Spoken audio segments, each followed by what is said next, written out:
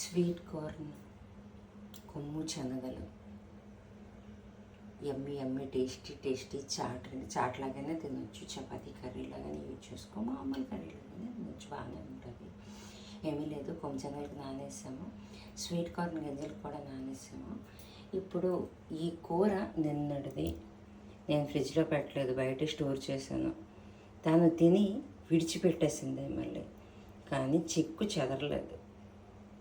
అది ఉంచే విధానం. అయితే వండే విధానం కూడా ఉంటుంది.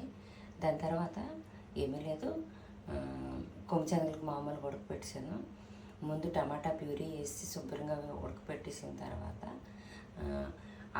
ఈ ముందు నేను చెప్పాను కదా, ఈ కూర చేసినప్పుడు ఆ కొబ్బరి పిప్పి ఉంటుంది కదా, ఆ కొబ్బరి పిప్పి కూడా వేసాను. కొంచెం పాలు మిగిలి టమాటా ప్యూరీ కూడా మిగిలింది, కొబ్బరి పాలు అన్నీ వేసాను. శుభ్రం ఉడకపెట్టేసి దించాను. ఉప్పు కూడా వేయలేదు, ఏమీ వేయలేదు. నా ఫ్రెండ్ ఒకరు వచ్చి తను తిన్నారు, తను కూడా బాగానే ఉంది అన్నారు. నాకు కూడా డిన్నర్ కింద తిని అయిపోయింది. కానీ లంచ్కి తను రావడం లేట్ రావడం వల్ల తను తినలేకపోయారు, పప్పు అవి తిన్నారు. అయితే ఇప్పుడు ఇది ఉంది, కానీ కొంచెం వేడి పెట్టాను అంతే. ఎమ్మిగా ఏం అవ్వలేదు, చెక్కు చెదరలేదు, అలానే ఉంది. ఫ్రిడ్జ్లో మాత్రం స్టోర్ చేయను.